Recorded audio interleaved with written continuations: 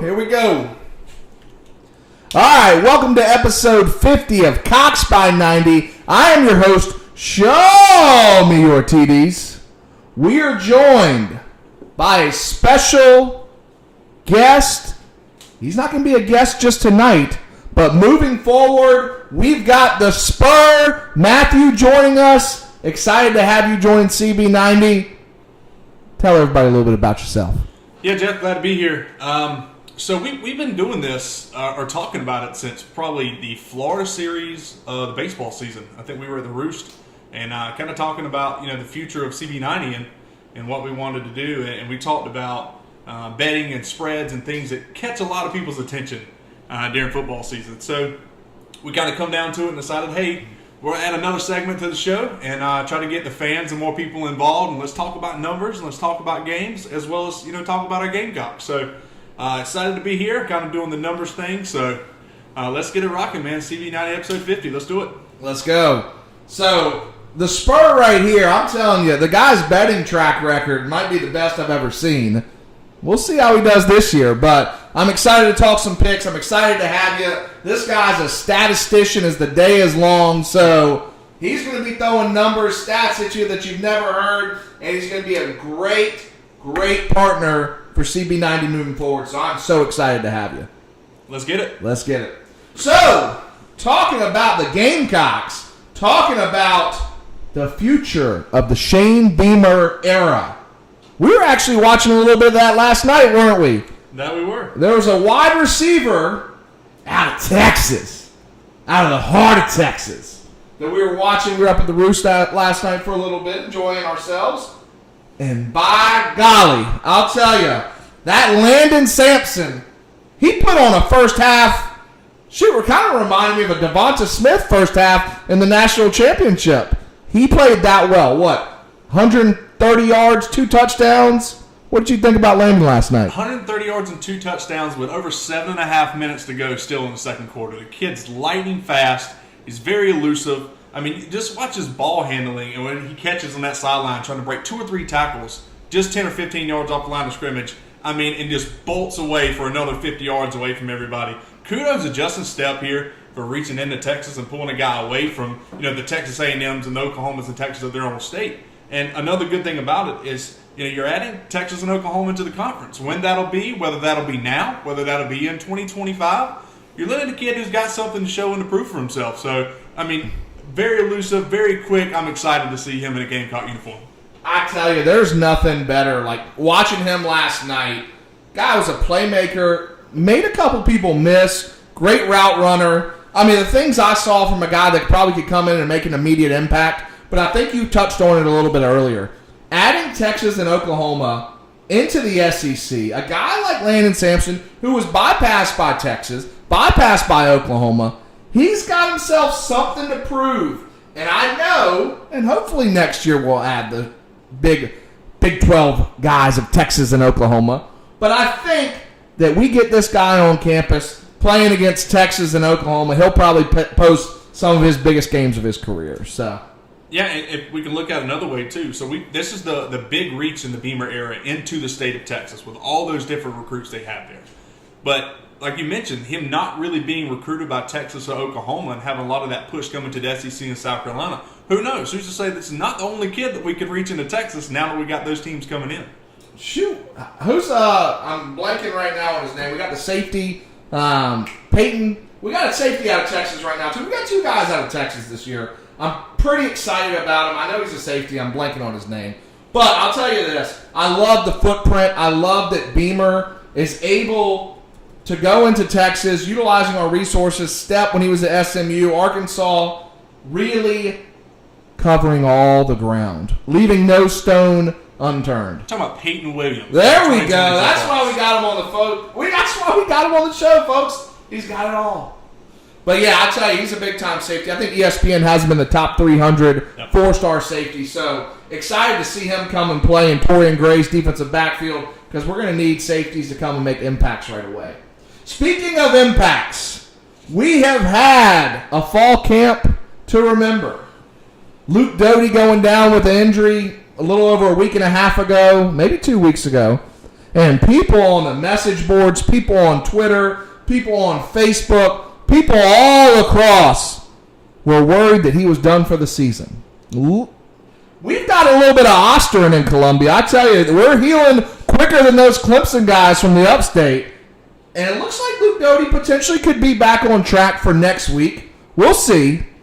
But that threw a complete wrench into the plans in the quarterback room. We grabbed our grad assistant, threw a jersey on him, and Zeb Nolan ascended himself almost to like QB1, QB 1A, 1B with Jason Brown. So I want to get your opinion. Any surprises from you so far in fall camp, just from what you've heard, that you're going to keep an eye on? So the main thing everybody's been looking at so far this camp has been the quarterback situation. I mean, that in itself can take up an entire episode of the show, right, just speaking on the quarterback. So you look at it with the Zeb Nolan situation, right? The guy just played during the spring.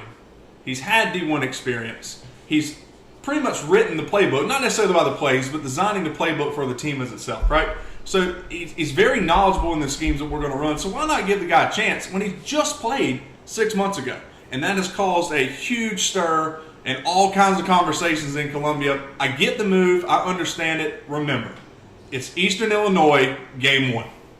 We're not coming out game 1 against Georgia. We're not opening up with the Tennessee. We're playing a team that is, in my opinion, one of the lower level FCS teams that you can play in week 1. Perfect opportunity. So the Zeb Nolan quarterback situation, I have no problem with that. If he starts game 1, Jason Brown starts game 1, Colton Gauthier starts game 1, that part is irrelevant. We're going to run the ball majority of the plays that game anyway. We talked about it last night. We potentially think we might have 3 guys go for 100 yards in that game. Easily. So, and I think the over-under on passes is 15.5 for that game. I don't think we throw the ball more than 15 times that game. I will say, surprise, you have injuries in fall camp. We saw that. We've seen it years past. Muschamp, he is injury-laden. Shoot, over at Georgia, he took those injuries with him. But the idea being now, Luke Doty, we were looking for that progression. He was doing it. Throw Zeb Nolan into the mix. You got Jason Brown. People are asking, why is Zeb Nolan? How has he ascended up this quickly? Well, I tell you this. You look at Jason Brown.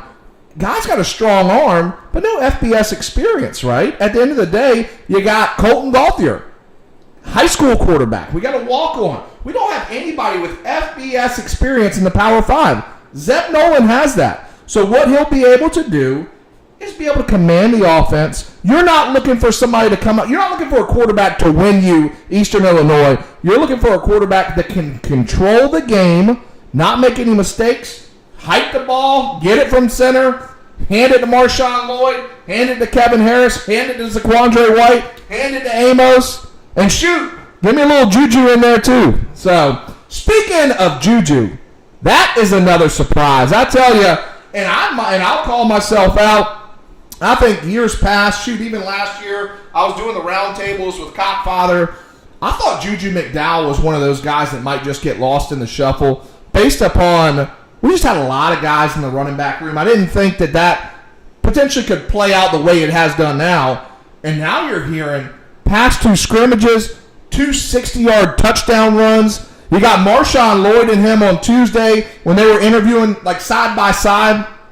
Marshawn saying that he's the most explosive back on the team. You got him saying that Marshawn Lloyd's going to wow you and to get your popcorn ready. So one of my biggest surprises from fall camp has got to be Juju McDowell. I cannot wait to see what he does with the ball in his hands, whether it's be returner or get him a couple toss sweeps, whatever we got to do to get him in space.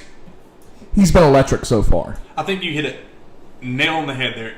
In space, he's only 5'9", listed at 177 right now. So he's a small body guy. So as deep as we are in the running back room, you literally named 5 running backs, including Juju, that could carry the ball in week 1.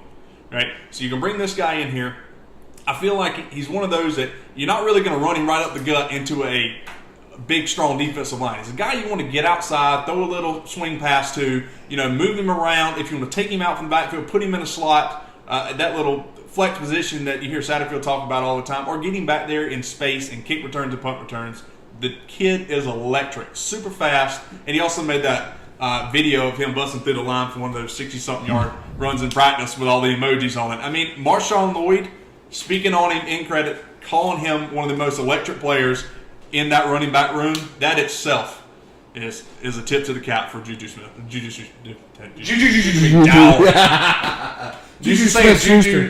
Schuster from all the NFL bets and fantasy, so we'll make it work. I'm checking to see how our sound is. I just want to make sure it's good. I know I'm looking at the chat right now. It's not working. I want to figure out a way to get that back going because there's nothing more I love than to be able to interact with you all. But Juju, big-time playmaker. Marshawn Lloyd, big-time playmaker. Kevin Harris, big-time playmaker. Zaquandre White, big-time playmaker. I'm just wondering if there's enough balls to go around for the running back room. So, it's going to be fun to watch. How about, this isn't all, let's say, daffodils and roses or things that people say. We have a couple surprises that we have. Anybody else on surprise that you had listed? Surprises in camp specifically, Tyrese Ross. Oh, all right. Washington State. He got a lot of high praise from Clayton Wright. Talking about he's a big hitter. I'm just worried that he's going to be one of those guys who goes in for the big hit in the big moment, and let's hope he doesn't miss. But from what we've understood from fall camp, he's laid some of the hardest hits we've had so far. And from White saying, he's sitting himself right now as the number 3 safety pretty much in line to play. And that speaks a lot for the kid to come out of Washington State into a new system and already implement himself in the starting line. I really like Tyrese Ross this year. I think there's going to be a lot of playing time. Yeah, we had to have somebody step up in the defensive backfield. There was no doubt about that. Shout out Keith Allsap, no doubt about that. I love to see that too, right? I've been hearing those reviews. Ross, Marcellus Dial's a guy that has absolutely stepped up. Losing Prutney, obviously, the things that happened with him, very unfortunate. But you had to have a guy that's going to step up opposite of Cam Smith. Cam Smith, hopefully, will be back game 1. I don't think we're going to need him against Eastern Illinois, but we dang sure is going to need him against East Carolina. So having Dial step up, I think, was another big surprise in camp so far. And just exciting to see guys that, Beamer's talked about it. These are a bunch of brand new guys coming in, making impacts. They came from the junior college ranks, transfers, freshmen. We don't really know what we have, ultimately, until they step in front of the 80,000 screaming Cop fans next Saturday. But I kind of like what we got going on. So, how about this? Again, we don't always talk about the happy things. Anybody that's disappointed you so far in camp? So a few things that's come out that has really kind of bothered me. One, let's talk about the large wide receiver / tight end that we really haven't heard much about in fall camp. That's EJ Jenkins. Yeah. We brought him in. I do think he's going to make an impact. He has to get settled in our system to get settled in the D1 style ball here compared to where he was at St. Francis. But you bring a guy in with his size, his ability, you would hope you would hear more out of that. Like he would be one of those mainframe guys. Like, hey, we're going to use him. He's a mismatch against most linebackers outside of the big boys that will play. Right? He's a massive mismatch. So you figured you would have heard a little bit more in fall camp out of that for one. Number 2, Prunty leaving. We've run through that a million times. That hurts, and that hurts bad. And like you mentioned, Marcellus Dial has got to step up. And you can look at him as a cross guy against Cam Smith, but Prunty leaving hurt. And Rodriguez Davis, 6-year senior. Out of all those years and all that potential we were looking at his freshman and sophomore year, like this guy could be really something special. And it seemed like it just faded away. We're at 6 years and he's no longer with the team. There's a lot of disappointing things there, but like you mentioned, what Beamer was talking about, all the youth, all the new players that seem to be stepping up in fall camp, we still have things to be excited about. Other than we have, not as many, but still a few disappointments than I would say the last regime's fall camp. Yeah, no, I think you hit the nail on the head, right? EJ Jenkins, I know he was out for a little bit. He's back. He was somebody who I had predicted to have a huge season. I still do. But the idea being, this is a new offense. We got to have you consistently making plays in practice so you can make plays in the game. He's a guy that I did have a note on to say, hey, I wish we could have heard a little bit more. I wasn't thinking Megatron by any means, but I was hoping that we were going to get the idea that E.J. Jenkins has been absolutely dominating. There's nobody that can cover him. There's not a linebacker that literally we can put on him at a split out and can't do anything. So That's one. I tell you, you could always utilize, or you could always say the wide receiver room, like just in general, because we haven't really had that person step up, which is frustrating. We've had some good things, right? Josh Vann stepped up, Jalen Brooks. There's a name out there that, again, I don't want to say call out, but Xavier Legette was a guy 2 years ago. People were saying he's going to come in and make an impact freshman year. Like, he is our guy, number 2 guy. And this is when we had Edwards and Shy. They're like, he might be pressing Shy. Then last year we said Xavier Legette, and I will call myself out. I said this. I said Xavier Legette was going to be our leading receiver last year. I was dead set on that, just based on everything I've heard and how he was progressing. Ultimately, obviously, Shy Smith had a hell of a year, and he's been playing well for the Panthers in preseason. But that's the frustrating thing, is that we haven't had anybody. Again, Jalen Brooks, all accounts, sounds like he's stepped up into that number 1 role. Josh Vann stepping up, Dak Joyner stepping up. But Xavier Legette's a name that I'm just... It's disappointing to see how promising it was 2 years ago, and now buried on the depth chart, you really don't even hear anything about him. As much of the opportunities that were there last year, where we struggled so much offensively to kind of be that receiver that breaks himself outside of Shy Smith, and Satterfield coming in and naming his 1, 2, 3 guys. Yeah. Now, you just mentioned every one of them. You got Brooks, you got Dak, and you got Vann. So you got 1, 2, 3 mentioned by Satterfield, and then everyone else that's kind of behind that. But the bad thing is, you're hearing about transfers who are coming in, option for those 4 and 5 spots over Legette, who's been here for years and was expected to be that next guy. It's disappointing. It definitely is disappointing. Anybody on the defensive side of the ball that you've has kind of not lived up to expectations? Oh, man. R.J. Roderick is still going to be very interesting for me this year. Okay. He's a guy who's been in the system, who opted out at one point last year. He's shown flashes, but I have not seen that next level potential of the guy who's going to be that guy in the defensive backfield. Also, Sherrod Green. He's had an up and down career. He played well last year. He has. Well, go back to the Missouri game. Whenever we had that torrential downpour, the guys catching pick sixes, getting the stadium excited. But if you look at his numbers and the 25 career starts he's had some games where he has just been picked on. I mean, absolutely picked on. And you have some games where he looks like a solid guy in the middle of the defensive backfield. But yeah, he's another one that I go into this season with a lot of question marks about. We have plenty of that in the defensive backfield. But those returning guys who were part of the previous regime into this one, you saw what we had and how bad our defense was with all those NFL caliber players. The guys coming back still make me question, but and then Cam Smith's injury. Itself, still holding out to this point. I don't see him going to be back. He's not going to be back for EIU in my opinion. But ECU and not playing much of fall camp, how's that really going to stand out with all those deep threat weapons that ECU does have with a veteran quarterback? Man, you got me. You got me sighing right now because I'm not looking ahead, but I am looking ahead, and I'll say it. EIU, we should win by 50, at least. It should be one of that. It should be like Charleston Southern. Score. It should be 70-7 type game.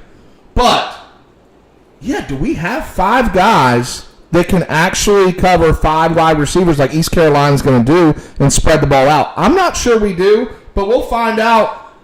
We'll find out 8 days from now. And then, for disappointments from me, and I don't even want to say this is a disappointment because it's kind of like you got to wait and see it. But we've had a 5-star defensive end, Jordan Birch, in our backyard that people have just been waiting to get announced in that starting lineup. And I think right now you're probably going to see, I know you'll see JJ on one side, and I think Aaron Sterling's going to be the guy on the other.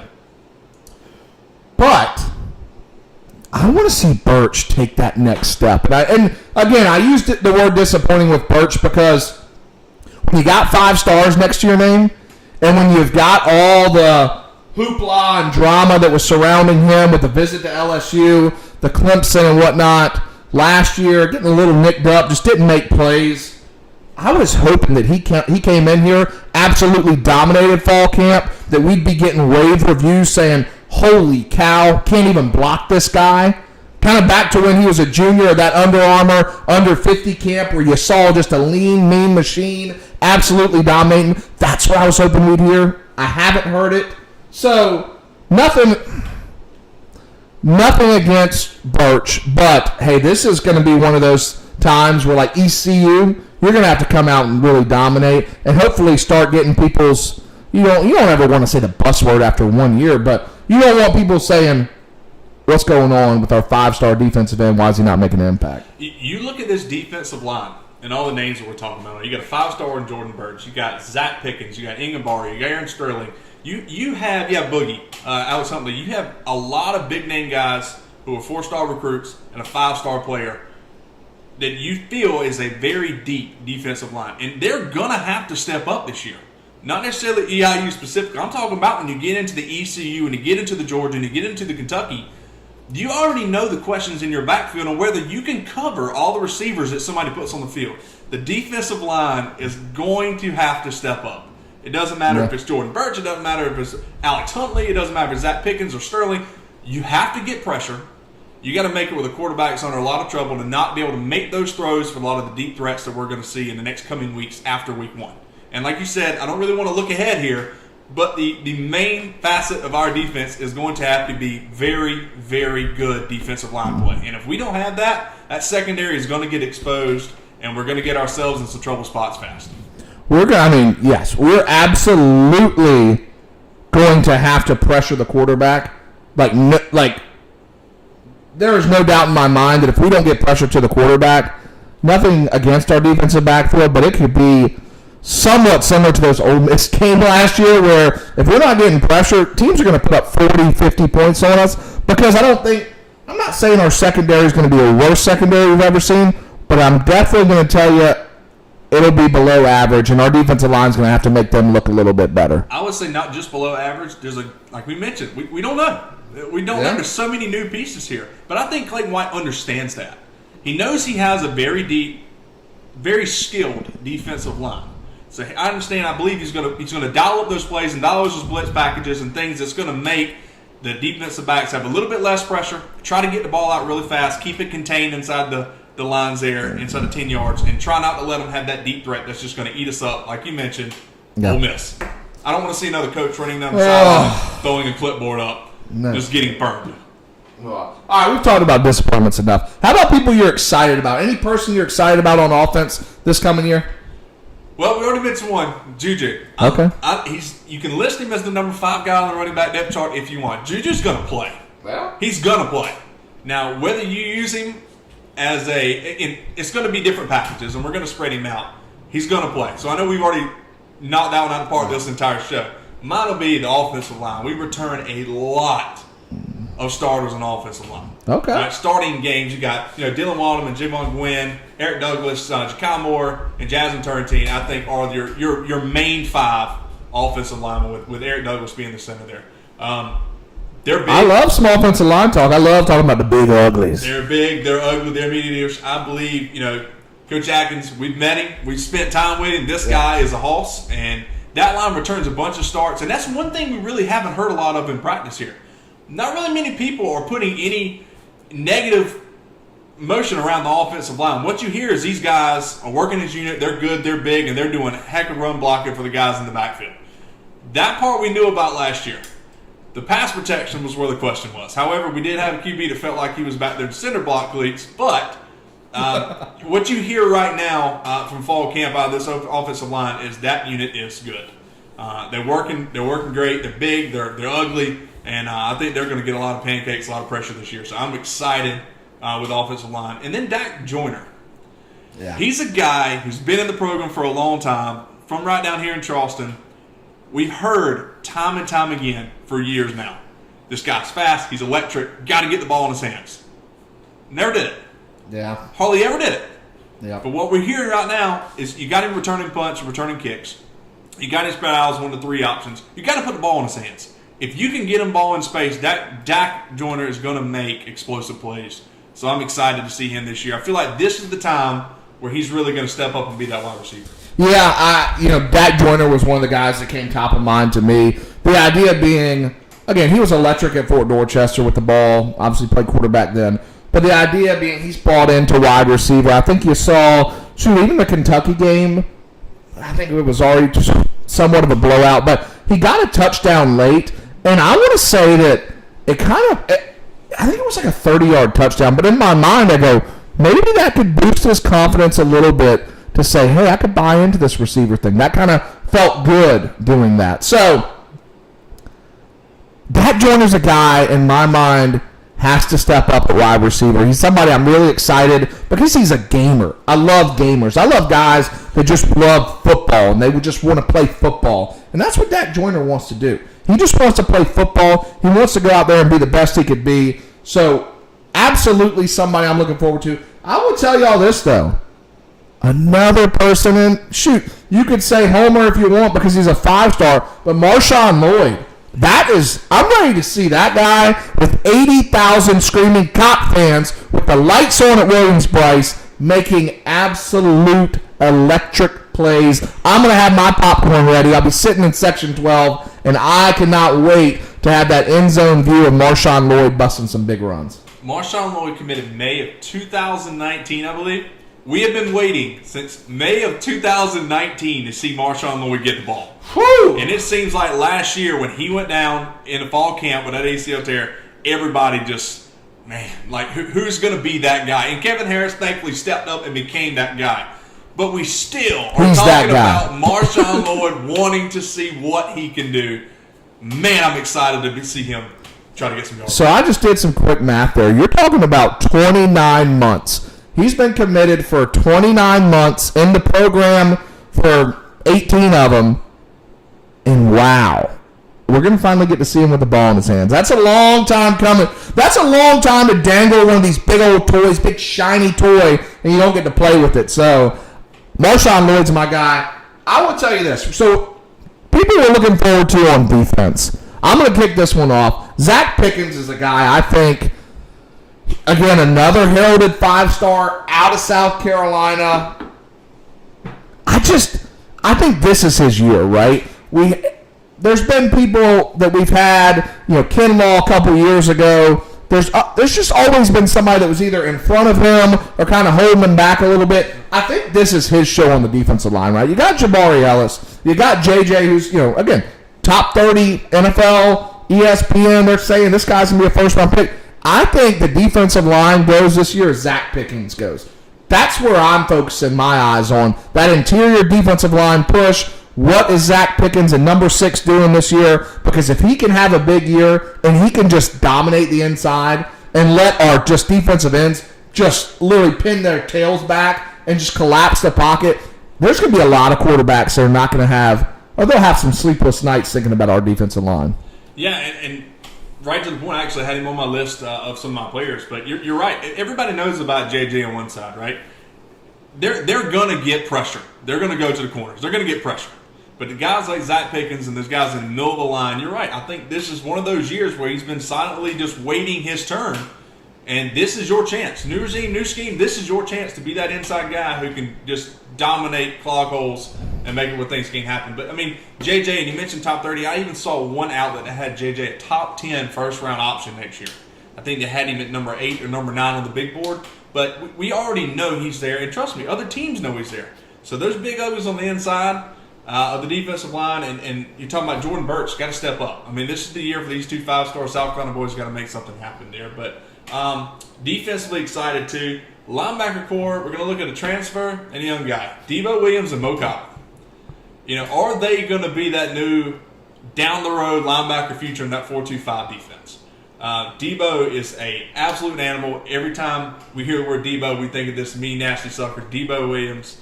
Going along with Debo saying, we like some Debos in Columbia.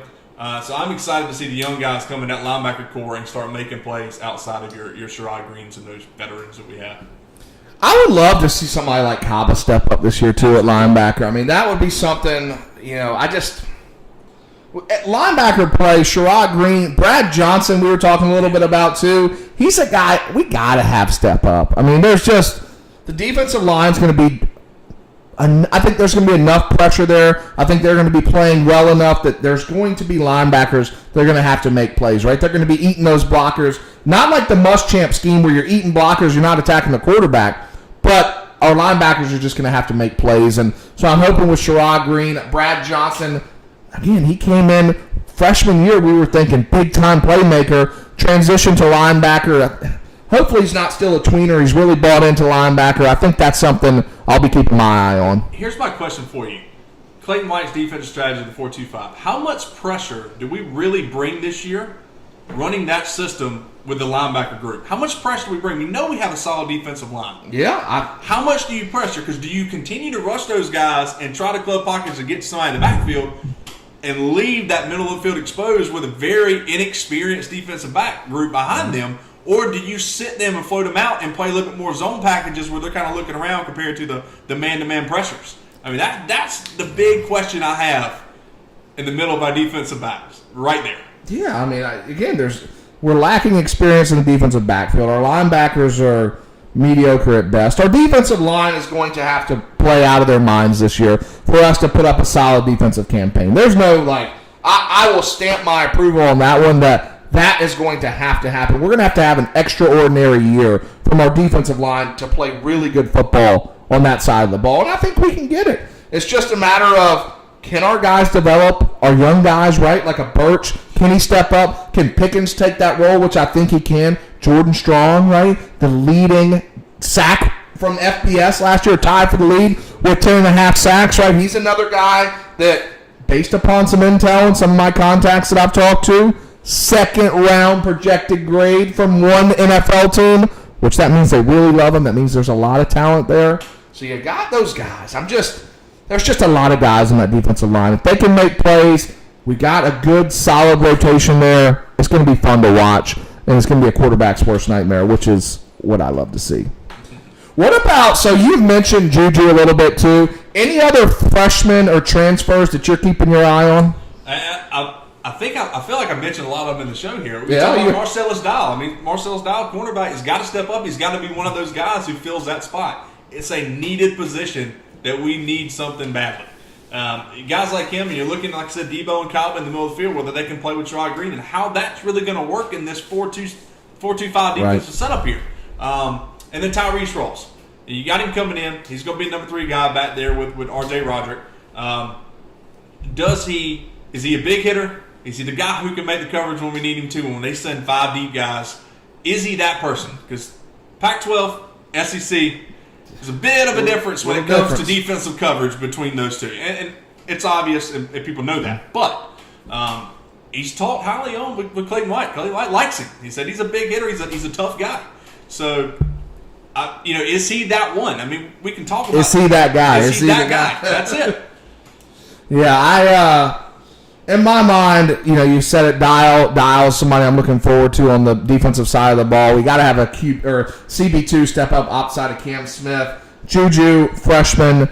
The only other one, and I saw him mentioned on Twitter, I forget, somebody had put out a graphic that Omega Blake, wide receiver, again, he could be a guy, when you're talking about somebody like an Xavier Legette, how you were getting excited about him 2 years ago. Omega Blake's another guy that get the ball in his hands, get a little confidence going. Second half of the year, he could be somebody that steps up and is in that rotation of 6 guys that Step has, gets a little confidence. I'm curious to see what Omega Blake does this year. I'd put a little star next to his name, and maybe we'll see what happens. I'll give you that one, Amarian Brown. Is he going to be that Georgia Tech? He come in from Georgia Tech in a system that is really just getting along with learning how to pass football.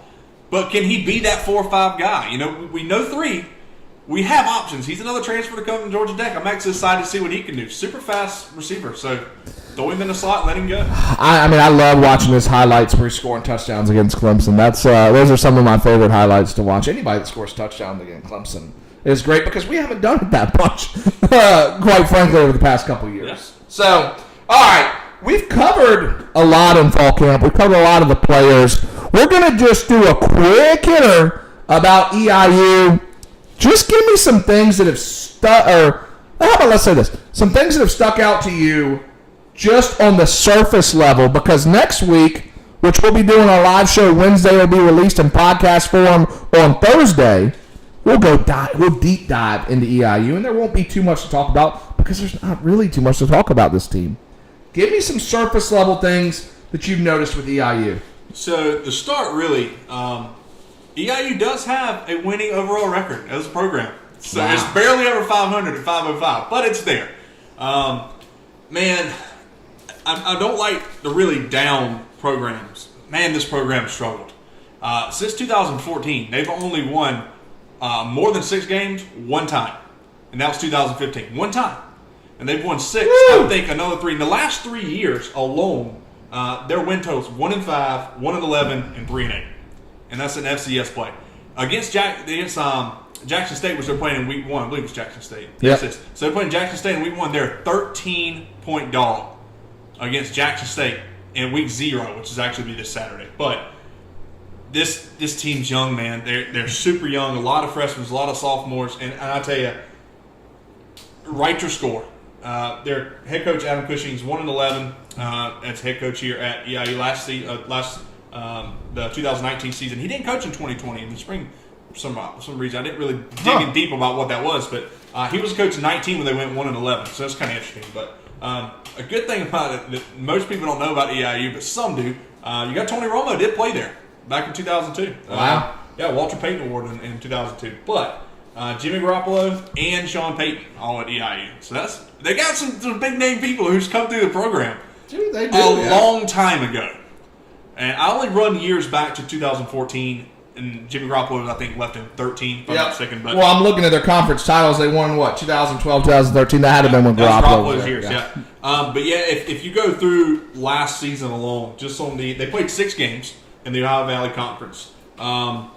They averaged 320 yards a game, and defense gave up right at 400. They really, FCS level, 7 sacks. They only had 8 interceptions. I mean, they were a 65% red zone team. Total scoring at 65%. So you look at those numbers, you go, okay, there's not 1-5 numbers there. You would think so, but keep in mind we're an SEC team going up against a FCS. And listen, write your score. That's just my opinion, but they were outscored by opponents in every single quarter that they played last season, and that's a crazy number for you. They lost every single aspect of the game last year. Yep. That's absolutely crazy. And I think that's what you all have to understand is EIU, there couldn't be a better game to set up for Shane Beamer. We'll deep dive in a little bit more next week, but I appreciate you giving us a little rundown. Tony Romo, Garoppolo, Sean Payton, heck, EIU, dare say, has had more quarterbacks drafted in the last 20 years than the Gamecocks have. True statement.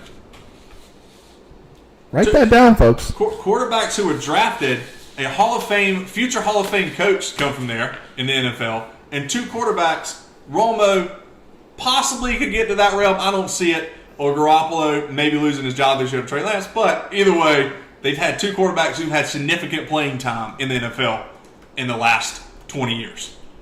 And who's the last one we had drafted? Should I dare mention? Find out. So, there you go. All right. We're getting to now, again, I think this is what I've been talking about, CB90, new feature to the podcast, something that I think you all will enjoy. I am a heavy gambler. I'm not afraid to admit that. I like to bet on the Gamecocks. I like to bet against Clemson, whoever they're playing. It has been the absolute worst strategy over the last 5 years. I have lost more money. I'll leave it at that because my mom and dad might be watching. They might get upset. But that is, if you could pick a worse strategy, betting with the Gamecocks and against Clemson has been the absolute worst strategy. I bet 1 South Carolina game a year, and it's the first game. Yeah. However, this year, I can't because I haven't even seen a line in all the things I've looked for the EIU game. So I'll probably bet the ECU, but that's it. And if you bet with your heart, you're going to lose a lot of money. You sound like my dad. He tells me that every single time. Hey, I will tell you this, though. I was watching that. It was a crazy – I don't think it was a crazy stat. I think Barstool put it up. There's one bettor that has bet future props every single year since 2014 that Alabama, Oklahoma, and Clemson, they parlayed, would win each conference title, and they're up like 7,000. Like, it's up like 700%. Like, it's just a crazy stat. Like, they bet $100, and they're up like 7,000 right now. So That's a pretty dang good stat. I'd probably roll that. I'd probably do that parlay this year. I think that's unless actually Josh Pate thinks that Iowa State's gonna win the Big 10 or Big 12. Josh Pate had Iowa State at 11-1. 11-1 winning the Big 12. So he might have something to say a little bit different about that future. So this is the new segment. It's called Beat the Spur. We got the Spur over here. I love it. What we're going to do each week, we're going to pick out games, and I'll have them tweeted out on Monday telling you what games we'll be talking about each week. What you're going to do is you'll be able to have those games. We'll give you the spread for the game at that point in time. We're not going to be moving spreads. It's what we have it at Monday morning. We'll release that on Twitter. You'll have the opportunity to go to showmeyourtees@gmail.com. Email us your picks. And anybody that can beat the Spur and myself, both each week, will be entered into a giveaway. We'll give away hats, koozies, T-shirts. We'll do it week by week. So anybody that can beat us, we'll put all the names together, and then we'll randomize them if we have multiple. If it's just one, that person wins. But these betting lines, I'm telling you, this statistician right here, I'm not telling you to put your mortgage payment on it, but what I'm telling you to do is listen closely to what the Spur has to say, because I like it. I like it a lot. Tell us what you got. We got week 0 kicking off tomorrow. We've got 5 games. 5 games that we'll be talking about, and 5 predictions for you all to go hammer your bookie with. So another thing we need to add on here that we didn't really think about was tiebreakers. So if we have somebody that ends up tying us on our overall record, we're going to do a total score of one of those games that will be played over the weekend. Okay. So you just pick your total score, what you think the total score for that game would be, closest to it, that a way to break the tiebreaker. So that's pretty simple, right? Easy. All right. All right, so what we were going to do, we were originally going to do all the way through next Friday. But we got some change in our schedules for the weeks coming up, so we're only going to do the 5 games just for this Saturday, which is Illinois, Nebraska, UConn versus Fresno State, Hawaii, UCLA, UTEP, New Mexico State, and the Southern Utah Thunderbirds against the San Jose State. So, of those 5 games, let's go with Illinois, Nebraska. All right. So I look at this game. It's neat to see Nebraska have another quarterback named Martinez because they had Taylor Martinez back when we played him in the California Bowl, and it seems like they've had one for nearly a decade now. But we'll leave it at that. If you're looking at the over and under line here, Nebraska's hit the under in their total for the last 6 of their last 7 road games, and they're playing, but they're playing at home, so it makes it a little bit different. But they're 2-4 against the spread in their last 6 against Illinois. They lost 2 key offensive linemen. Adrian Martinez, the quarterback, did lead the offensive categories last year. Passes, passing yards, touchdowns. But he also led in rushing yards last year, just over 500. I think like 542, 546. About 1,100 passing yards, playing a shortened season. But you got Illinois, Brett Bielema, first-year head coach at Illinois this year. Whoa! So you're looking at something a little bit different. They did win the last matchup when they still had Lovie Smith, 41-23 at Nebraska last year. They got a pretty good linebacker core, a really strong defensive line. I think they finished last year. Total defense in the Big Ten, but they returned a lot. Are you talking about Illinois? Yes. Don't tell me that, because Jimmy Lindsey was their defensive line coach last year. There you go. Finished last in Big Ten in total defense in 2020, but they returned a lot of players. They had a super young team last year. They do have one starting defensive back, Marquez Beeson, out, but I think Nebraska is just good enough offensively on the ground with a running game, including Adrian Martinez being able to move around as that dual threat style quarterback. Barring him making any mistakes in this game, I think they get it the second half. They just beat Illinois at home, but I do have Illinois to cover +7. Whoa! If anybody's watching and listening right now, maybe you can't chat, but everything you just said led me to think you were going Nebraska -7. I'm going to tell you a quick story. Back when I was playing, back in my day, played for Beaufort Middle. I was a quarterback back then. You'd probably be like, how the hell was this guy a quarterback? 8th grade, we had the black shirt defense after Nebraska. We had a big game. My man Owen Savage, his dad, would always get these black shirts made. And you got a black shirt if you had an outstanding game. And there was only like a group of us that got black shirts. I'm telling you this because I think the black shirts are back. I think Scott Frost is back. I think Nebraska rolls tomorrow, and I've got Nebraska -7 big. Okay. I just had off as well. The simulation that I'm running here had Illinois at 60%, covering a +7. Public 66% taking Illinois. So the public's kind of looking that way a little bit too. Wow, I love it. But I love it. Nebraska -7. I got Nebraska all day. Nebraska -7. Nebraska. Me and my dad, too, I'll tell you, we used to watch, or when I was living at home before I moved off and went to school at USC and did my big boy career, we'd always watch Monday Night Football, and the best was the guys that would say, Nebraska. They'd always give you the Nebraska. So, I guess maybe that might just be a homer pick for me, but I think Nebraska gets it done. All right, game 2 comes on 2 o'clock next tomorrow. 2 o'clock. It's so great to know that football's playing tomorrow, right? So we have UConn and Fresno State. Here's the big kicker on this game. Did UConn play football last season? They did not. So you're looking at a team who played in 2019, who's having to turn around and play in 2021, taking an entire year off of not playing organized team football. That's tough to come back from. I mean, that's a leap in bounds. The UConn actually moved to an independent team in 2022. They were actually supposed to join the AAC, I believe. So it's been 638 games since they played a game of football. UConn 638 days, since they played a football game. Now Fresno State, better, but they're not world beaters. 3-3 in 2020. They're only 1-1, straight up or against the spread at home. So you look at it that way. First time they've ever played. UConn is 1-6 against the spread in his last 7 games, dating back to 2019. 1-6. Fresno State is 4-5. Is Randy Edsel still the coach at UConn? Yes, he's still there. So Fresno State is 4 in their last 5 Week 1 contests. So you're looking at Fresno State going, probably going to win this ball game. I didn't really go into a lot of details on more statistics of UConn. They didn't play last year. So right, it's really hard to go something on that. But it's going to be hard to go against Fresno State for a team that hadn't played in a really, really long time. So I got them at I'm taking Fresno State, giving 27.5. Wow. You're going to talk all that crap about UConn not playing, and then you're going to take Fresno State. I'm telling you this. I'm messing with them. I just have to throw them off. Public line, 74% Fresno State right now.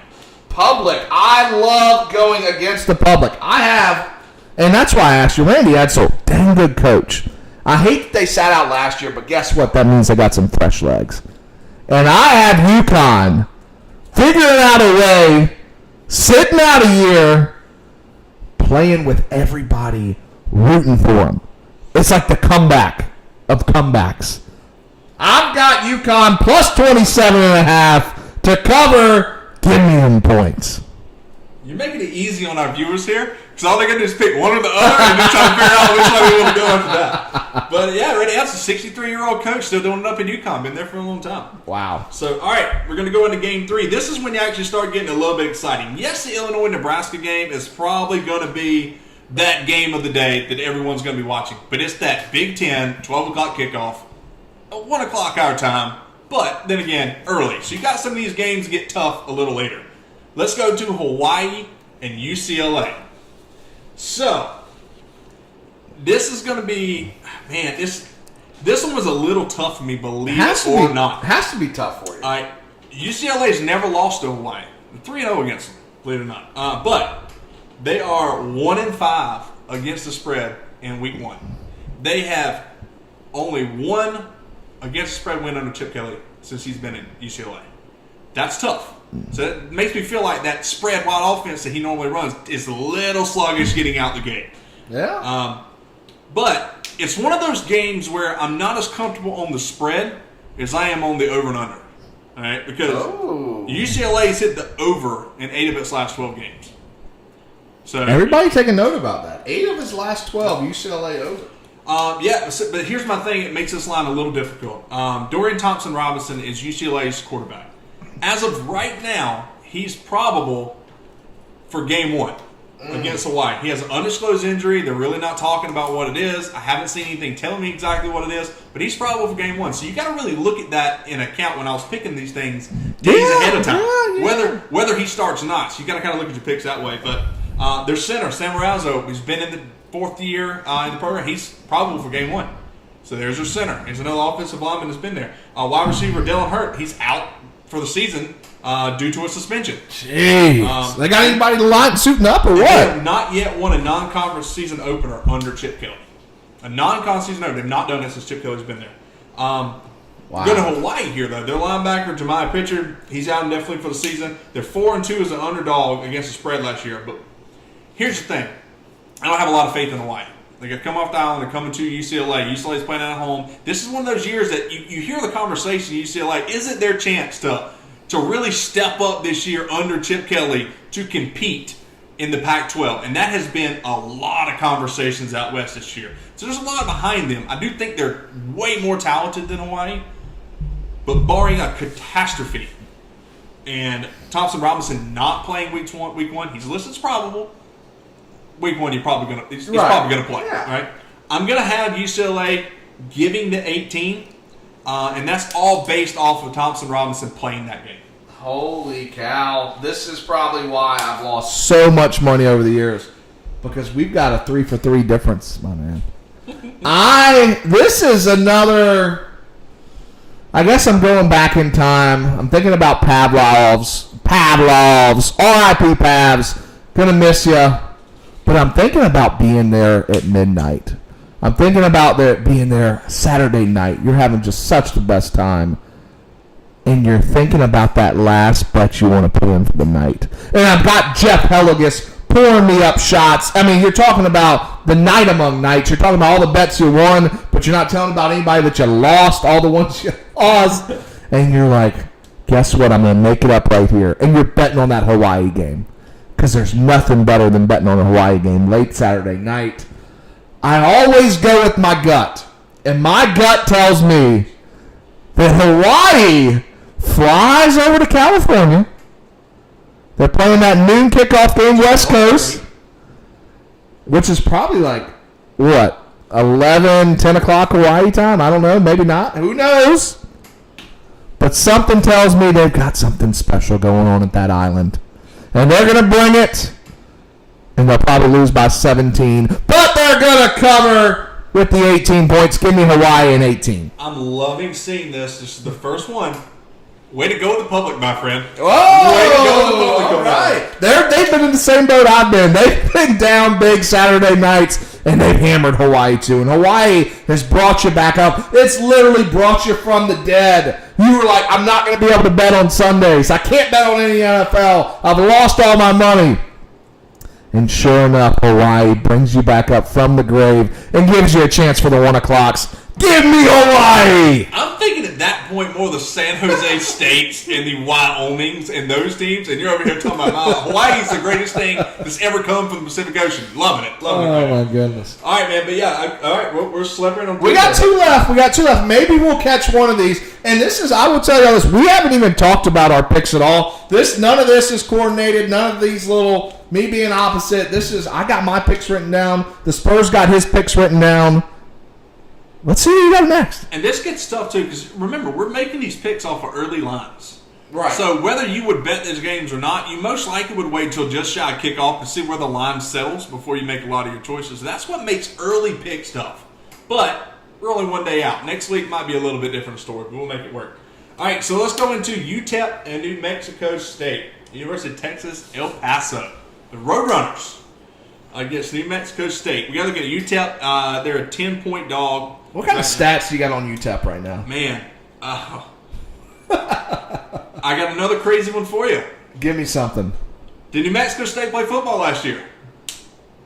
They did not. Whoa. They were another team Wow. that sat out the 2020 season. They were actually one of the first ones with UConn in the Ivy Leagues to say they didn't want to play. So okay. That's my number to Good chip. stat. That's why we got him here, folks. That's why we got him here. Yeah, so definitely a game I would go the under in. A team that hasn't played in a while in Texas El Paso, which was consistently one of the 10 lowest teams in the not top 10 that ESPN and all those different people release every year. They've always been down there. So you're looking at two powerhouse programs going up against each other in week 0. It's going to be super exciting.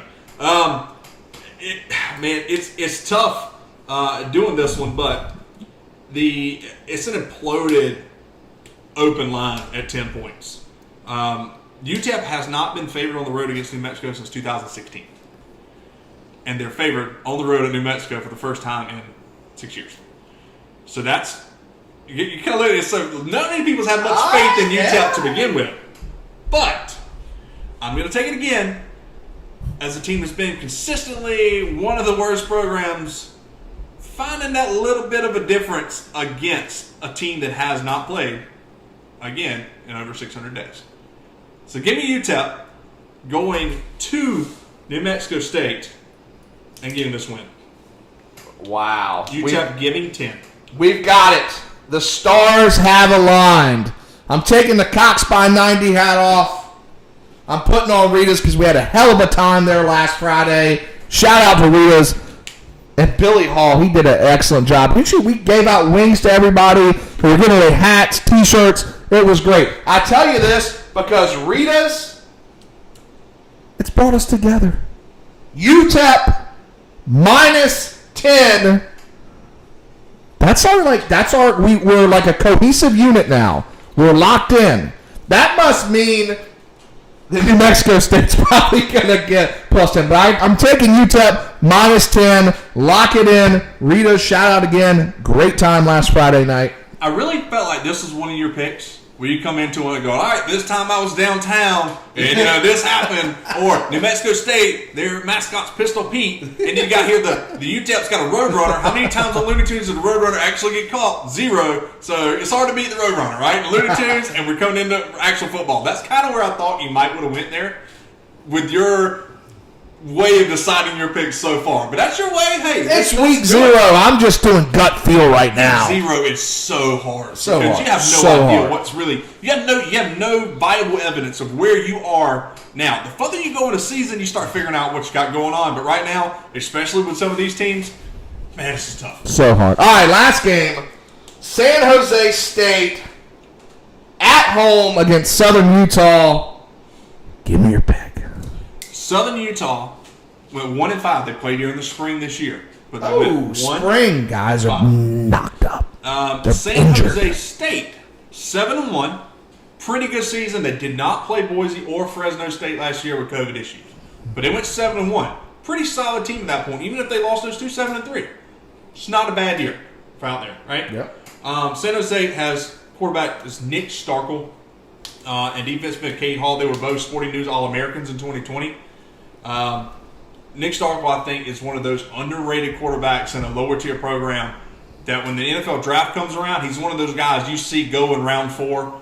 That's like that mid-round guy. You go, who is this person? And he goes to it. He's one of those guys, in my opinion.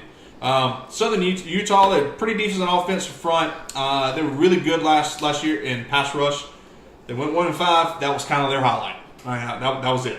4 of their 5 spring losses, they lost by 3 points or less. That's tough. Whew. So you look at that record of 1-5. Heartbreaker. They were there. But Southern Utah is going to need a lot of help against San Jose State to win this game.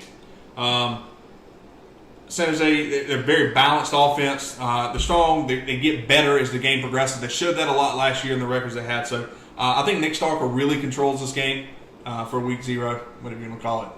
So San Jose State -21.5. Not so fast, my friend. I've got a San Jose State connection.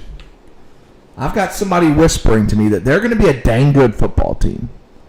But week 2, they play Southern Cal. And I think they're looking ahead just a little bit. So while I think that San Jose State wins, I think that they've got Southern Cal in the back of their head.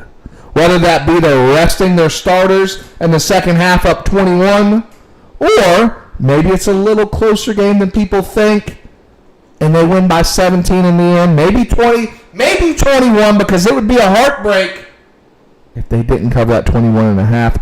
I'm telling you, they're not going to cover the 21.5. They're going to be looking ahead to Southern Cal. Give me Southern Utah plus 21.5. That would have been a much better argument on your Hawaii-UCLA game, seeing that UCLA is playing LSU in week 1. The following week. That would have been 10 times better than going back to the Pavs stories here. But, hey, I'll take it. Either way we go. So we're off 4 games. 4 games. So we agree on UTEP, though. So that's where we got the Rita's hat going. We had that cohesive feeling. It was a good time. I liked it. I like your picks. Again, beat the Spur. What you'll do, if you watch this right now and you listen to it before the first game kicks off, email me, shawmeortiz@gmail.com. I'll lock in your picks. If you beat both Spur and myself, you get entered in. This week, we'll be giving away a custom CB90 hat. You've seen them all over Twitter. People love them. You've got the retro design. You've got the old fighting cocky with the helmet on. I'll let you pick your hat that you want and design it if you can beat both myself and the Spur. Good luck, ladies and gentlemen. Week 0 is a doozy. Yeah, this is going to be tough. Hey, I'll tell you all this. This has been an absolute blast. I've seen a couple people on Twitter, a couple people on Facebook. Everybody's been popping in and watching. I hate that the chat didn't work because one of my favorite things to do is be able to like interact with the chat. We'll have that fixed for next show because next show will be Wednesday night. That'll be September 1st. We're going to be doing these on Wednesday night. Gives the opportunity for us to kick off our live show on Wednesdays. Then you'll have the call-in show with Beamer on Thursdays. And then Friday you'll be getting ready for the game. Everybody will be traveling to Columbia. So I do want to make a couple plug-ins right now. First, I'm going to say thank you very much. This has been an excellent first episode. I can't wait to release this in podcast form tomorrow and have everybody tune in. I can't wait to see what your picks do in week 0 too, because as the statistician, I'm looking forward to seeing how much these numbers play out on week 0. We said week 0 is tough, but I'm curious to see. What did you think so far on this first episode? Did you have a good time? Oh, absolutely. It's good. And I love the numbers. I love talking football. I love having that conversation we have going on. It's going to be a fun year. We have a lot planned, a lot coming up. Stay tuned for some surprises we may have coming on with these live shows, especially when we start talking about these numbers. Please, everybody, come out to the halls next Friday night. We're going to have the Cox by 90 as well as the Spurs Up Show. It's going to be amazing. And, Jeff, you want to tell them once again the greatest part about that show if they come see it? Yeah. So I got in my hand right here, look at this thing, $200 gift card to Halls. This is good for any Halls location. You got Nexton, downtown Charleston, Columbia, Greenville. You could use it at any of those locations. You could also use it at Rita's, which is where we were at last week. If I'm somebody, I'm probably taking this to Rita's. I'm spending it all on a weekend watching football all weekend. They got a great TV set up. You got High Cotton right there off East Bay Street. You got Snob right there off East Bay Street. This is good for all those locations. So, again, $200 gift card. You show up to the show. We'll give you a little piece of paper to write your name on. We'll toss it in a bucket, and we'll draw the names out throughout the show. We got a couple more giveaways that we're going to be announcing in the coming days, but this is the granddaddy of them all. $200 to spend. Shoot, you could have yourself a big old fat daddy tomahawk ribeye, wash it down with some mashed potatoes, loaded mashed potatoes, I might say, lobster mac and cheese. You can get you one of those spicy, like jalapeno margaritas I love too. $200 can go a long way at Halls, and you'll be feeling good before that Saturday night game against Eastern Illinois. You're making me hungry just talking about it. I'm starving right now. I'm about to go hit up Oak Barrel here in Charleston, one of the best undercover sushi restaurants. It is amazing. It's a pop-up sushi spot Wednesday, Thursday, Friday. I'm plugging them because I love them, and they never asked me to do it. So I appreciate you tuning in to everybody. Twitter, YouTube, Facebook, everybody watching. We love the first live show. Again, it'll be on Wednesday next week. Beat the Spur. Shoot your picks in via email. And I've had a blast, my friend. Hey, let's do it again next week. Thanks, everybody. And you know how we always end it, baby. Let's shake